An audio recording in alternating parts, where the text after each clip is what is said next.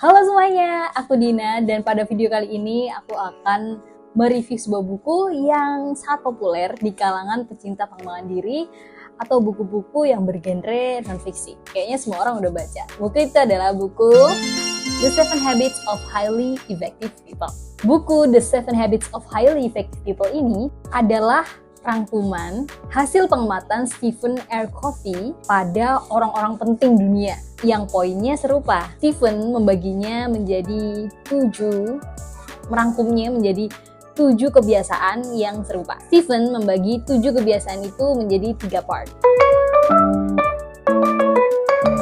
Private victory, public victory, dan renewal. Tapi sebelum memasuki 3 bagian tersebut, Stephen memaparkan terlebih dahulu bagaimana paradigma dan prinsip mempelajari ilmu ini untuk memahami pola pembelajaran ke depannya. Menurutku, buku ini adalah tipe buku yang harus dibaca secara berurutan karena Stephen sudah membedahnya secara runtut, yang mana kalau kita lulus pada suatu topik, itu akan memudahkan kita untuk mempelajari topik berikutnya. Nah, pada bagian awal, sebelum memasuki inti, paradigma berpikir menyuguhi kita dengan introspeksi diri.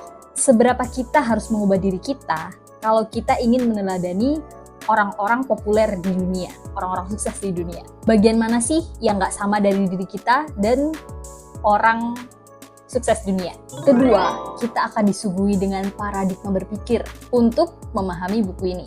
Ketiga, kita harus memahami maturity continuum yang terdiri dari dependent, independent, dan interdependent.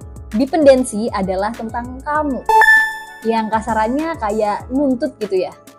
Contohnya, kamu harus ngertiin aku, kamu harus rawat aku, dan lain-lain. Independensi adalah tentang aku pasti bisa, aku harus bisa, aku akan melakukan A, aku akan melakukan B. Dan interdependensi adalah kolaborasi, jadi antara aku dan kamu. Aku punya value A dan kamu punya value B. Gimana kalau kita mencari tujuan yang serupa supaya kita bisa sampai di tujuan lebih cepat dan lebih efektif kalau kita berkolaborasi dengan value masing-masing. Nah, setelah 3 prinsip tadi, barulah masuk kepada pembahasan di zona private victory. Private victory ini zonanya dari dependent to independent. Di dalam private victory terdapat 3 habit. Yang pertama, jadi proaktif. Yang kedua, memulai segalanya dari akhir. Dan yang ketiga, mendahulukan prioritas. Jadi proaktif yang dimaksud di sini adalah jangan cuma bereaksi terhadap suatu situasi, tapi juga memikirkan bagaimana cara menyelesaikan situasi tersebut dan bagaimana menanggulangi situasi serupa supaya tidak terjadi ke depannya.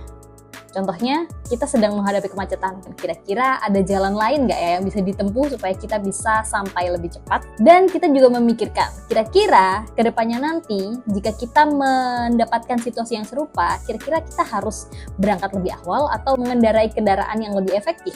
Seperti itu. Nah, yang kedua tadi ada mulai berpikir segalanya dari akhir. Memulai berpikir segalanya dari akhir adalah, misal kita lagi ngerjain tugas nih, kita perlu tahu kira-kira hasil dari tugas ini nanti seperti apa sih. Selanjutnya kita baru mikir kira-kira dikerjakan dengan cara apa sih, dan baru yang terakhir dipikirkan apa sih yang harus kita lakukan pertama-tama. Nah, yang ketiga, mendahulukan prioritas. Mendahulukan prioritas di sini adalah mampu mengkategorikan dan menyelesaikan masalah menggunakan metode matriks Eisenhower.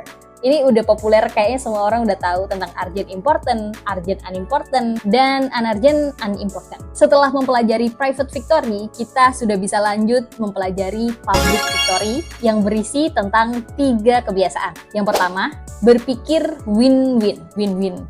Menang-menang, sama-sama menang gitu, sama-sama untung. Yang kedua, melihat sesuatu untuk mengetahui dan memperhatikan untuk memahami. Dan yang ketiga adalah bersinergi. Kita bahas satu-satu lagi. Yang pertama, win-win. Win-win yang dimaksud sini adalah mulai membiasakan untuk mengambil keputusan yang mana tidak merugikan kedua belah pihak, bahkan bisa menguntungkan dari kedua belah pihak tersebut. Nah, yang kedua, melihat sesuatu untuk mengetahui dan memperhatikan untuk memahami. Yang dimaksud adalah ketika menghadapi sesuatu, kita harusnya menyadari bahwa kita hanya mengetahui, belum memahami. Kemudian setelah itu, barulah kita coba dari sudut pandang yang lain, supaya kita bisa memahami apa sih yang sebenarnya terjadi. Dan yang ketiga, bersinergi yang dimaksud di sini adalah mengerti kekuatan diri dan mencari kekuatan orang lain, supaya dapat bekerja sama meraih tujuan yang sama. Setelah memahami 6 habit dari 2 zona tadi, barulah kita akan mempelajari habit yang terakhir, yaitu sharpen the saw alias menajamkan gergaji. Maksudnya adalah kita harus senantiasa mengasah senjata-senjata yang kita miliki, seperti pikiran, spiritual, sosial, jasmani, mental, dan semuanya. 3 hal yang paling aku suka dari buku ini adalah yang pertama, ada diagnostic tools di dalamnya. Jadi kita bisa ngerti deh posisi kita di mana. Kita tuh kalau mau berubah kira-kira mulai dari mana sih? Mau ngapain dulu sih? Yang kedua, dikenalin sama productivity tools yang beda sama to-do list konvensional. Dan menurutku sih lebih cocok buat aku sih ya.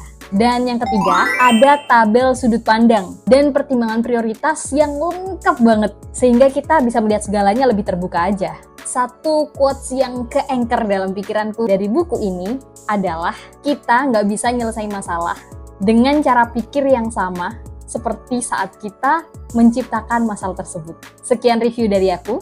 Kalau kamu suka pemaparanku, bantu like ya. Insya Allah kalau ada mood lagi, aku akan bikin lagi. Kamu yang udah baca juga, kira-kira dapat intisari apa saja sih dari buku ini?